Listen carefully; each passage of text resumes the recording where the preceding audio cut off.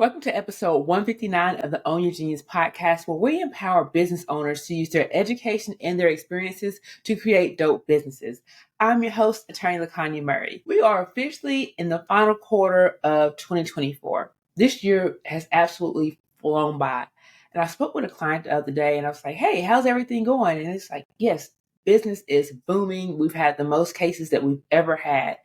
And my heart was super happy for him, especially because I know for a lot of business owners, that has not been the case. For a lot of us, 2024 has been financially straining because of everything that's going on with the economy. And I know that you might have been just trying to, stay afloat financially. But today I want to talk about the mental aspect of what we've been going through in 2024. But before we get into all of that, make sure you are subscribed to the podcast so you don't miss a single insight on how to own your genius. Welcome back to the Own Your Genius podcast, where we discuss building businesses, growing brands, and what else? Owning your genius. I'm your host, Attorney LaKanya Murray, owner of Off the Mark IP Solutions.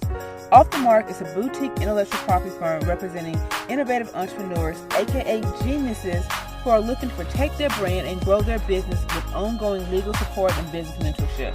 We have a good one for you today, so let's get started.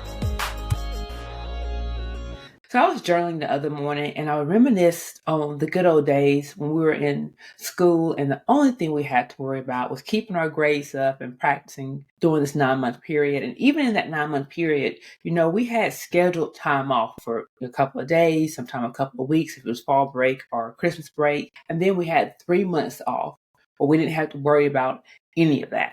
And at the end of the 3 months, we get to go back to school with clarity and sometimes a little excitement. We're not going to play on that. We were a little excited to get back to school, even if the excitement did not last long. But then after that thought, I was like, why aren't we given that same luxury? It seems like a bit of a ripoff, right?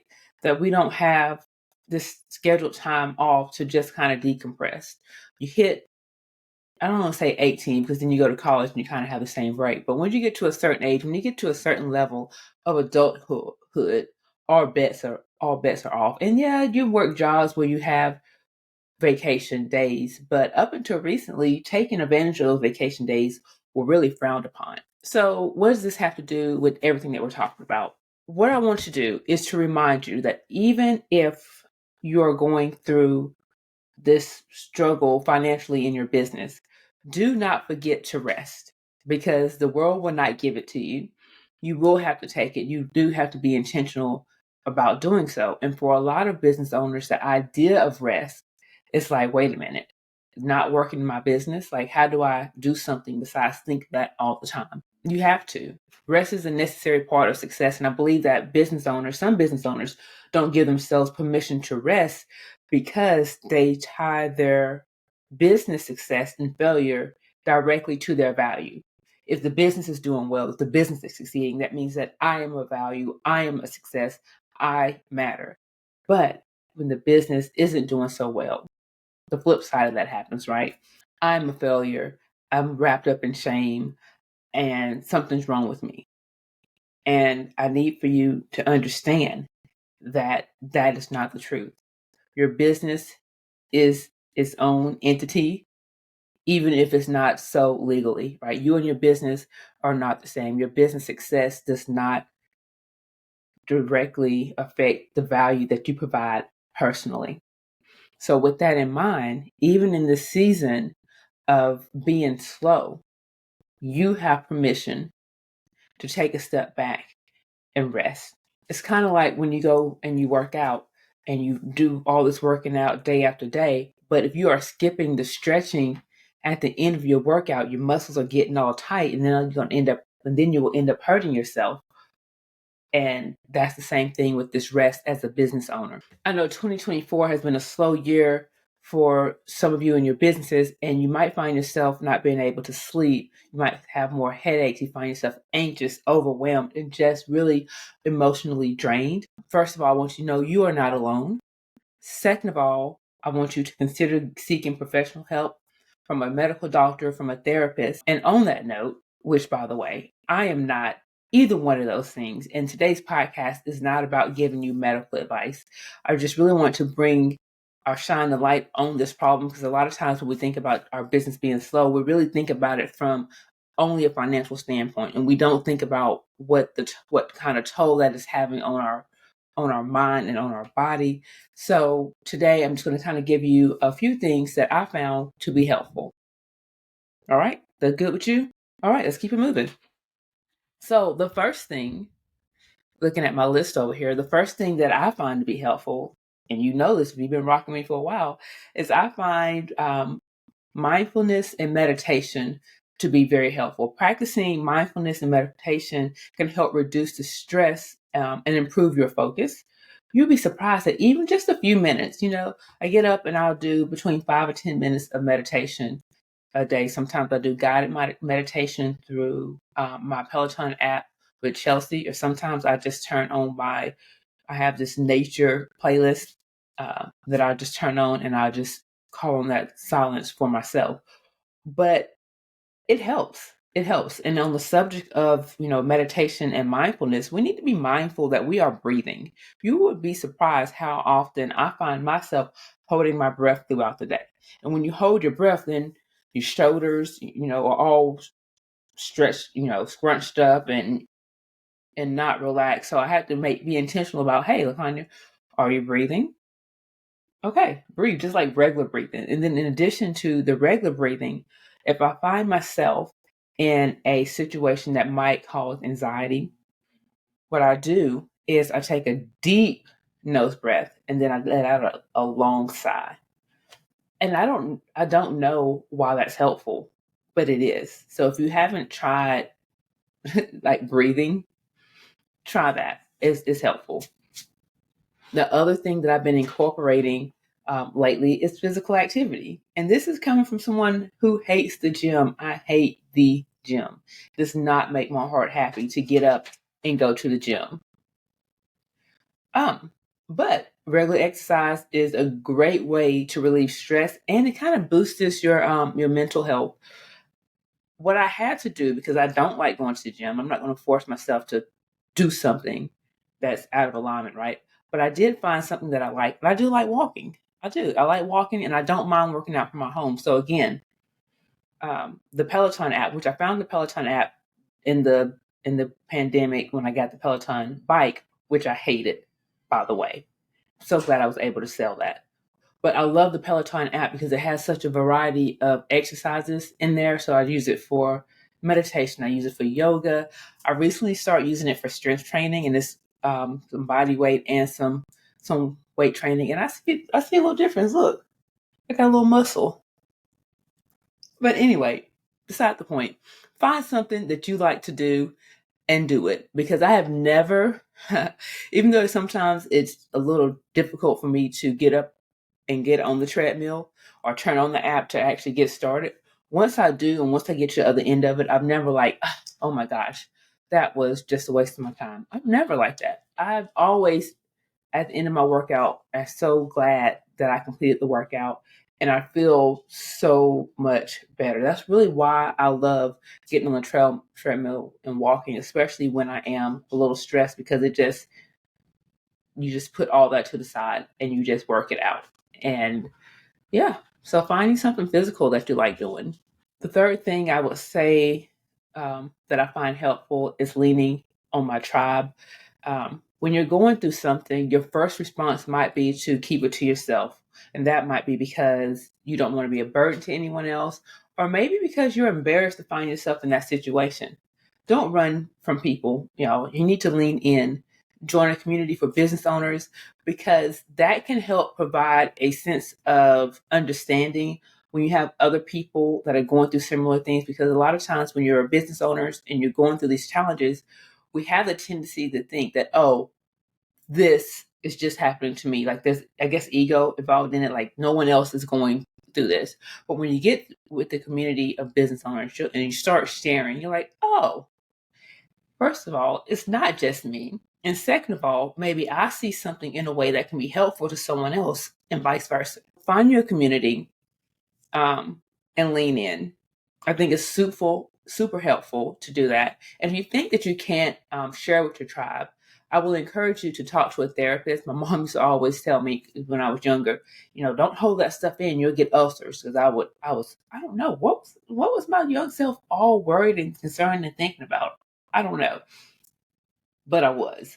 And my mom was like, cut it out. And I used to think she was just talking, but then I got older and I started reading things. I was like, oh, stress really can manifest itself physically. Like it can make you physically ill. So if you don't have a tribe you can talk to, go find a therapist, a medical professional that you can talk to, because it is just talking about it is helpful.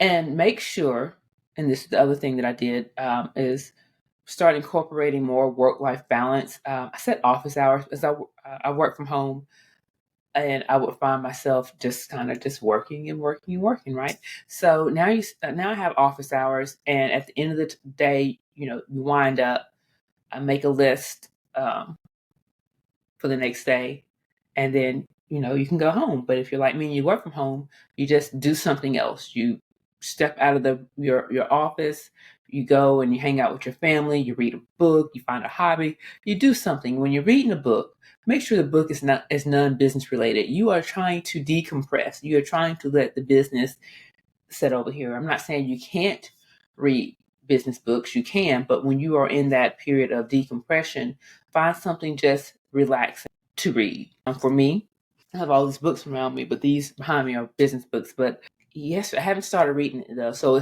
I think it's called The Business of Lovers by Eric Jerome Dickey. I bought it a few months ago and I haven't read it, and I just picked it up. I was like, hey, maybe this will be my weekend read. So find me something to do outside of work after office hours. You have to, again, rest looks different. Sometimes rest is sleep. Sometimes rest is just not thinking about the business, which can be very difficult when you're like, oh my gosh, I haven't had a client, all month. How am I going to pay things? But the worry and the stress of it is not going to help. And when you give your time and you give your brain permission to rest, guess what? You get to come back with more clarity. That has been true for me. Giving yourself a mental break and stress relief. Stop trying to do all of the things. Delegation, people, delegation. Being the IT person, the marketing director, the attorney, the bookkeeper, the technician in your business is causing you stress and it's losing you money, because how can you focus on the high level things when you're doing all of the things? And I had, again, learned that out for myself, and it has been so helpful in my business. There are resources out there where you can find help for $8 an hour, $10 an hour. And for the people who are getting paid that is a good hourly rate for them. That's for where they are. It might not be good here in the US, but if you look outside the US for help, you can get the help that you need. And if you haven't started documenting your processes, start there. Before you even make that first hire that first VA, start with documenting your processes, because what we're going to not do, moving forward, is hiring help and then firing them because they're not doing the work the way we want them to do it or need them to do it, because you gave them no direction. Come on now, give people direction. Set your team up for success. You hired them for a reason, right? Set them up for success by giving them some type of documentation of how you want things done, whether it's written or recorded through video. All right. That's going to be a subject for a whole another day, right? This whole, how do you prepare yourself to work with a new team member? The final thing that I would mention is to practice gratitude. Even in the slow times, especially in the slow times, it's important to find opportunities to be grateful. And just because you are grateful for where you are does not mean that you can't want better. But you need to be able to find the goodness and the blessing in the situation that you're in. So it might be something as simple as, God, this is the business that I pray for. Thank you for allowing me to do it. I got a new client today.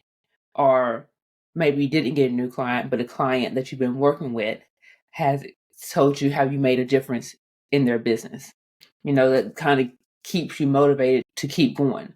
And in these moments of rest that I'm talking about, I'm not saying that you're completely abandoning your business. I'm just saying, give your mind a time to rest, give it time to do something besides work and worry. Me personally, it used to be really bad, the worry and the anxiousness, just because that's part of being a business owner. But last year, I decided that it's not even that I decided, I reflected, because we worry and stuff because we're anxious about the future. We don't know what the future's going to hold. But a lot of times, if we look back at the past, we'll realize that, oh, it's going to work out. I don't know how it's going to work out. That's not any of my business all the time, but it's going to work out because it has a history of working out. And knowing that, I can be less anxious. I can breathe. I can say, okay, what do I need to do in this situation? I can kind of take a step out instead of making decisions out of desperation. I can be more strategic about what I'm doing. And that's what you can do during this downtime. A lot of times, having that downtime is not necessarily a bad thing. So don't be discouraged. Take advantage of it. You can use it to reassess your marketing plan. You can use it to start documenting those processes that we talked about, right? To prepare for your first hire. But just don't try to grind through it, because that can end up just being draining. When your clients do start coming in, when the business starts picking up, now you don't have the energy or the mindset to be successful and to handle them like you would normally be able to handle them. Set your business boundaries, lean into your tribe, and live to build another day. Geniuses, thank you so much for tuning in to the podcast. What are your takeaways from this week's episode? If you found today's episode insightful, make sure that you share it with a fellow entrepreneur, and don't forget to subscribe, rate, and leave a review. Let's take this conversation over to the MARKEDlegal community. I want you to share this episode with 3 people and have them meet you there. But you know what to do before you go. Make sure you hit that subscribe button and rate the podcast. Until next week, I want you to keep building your business, growing your brand, and owning your genius.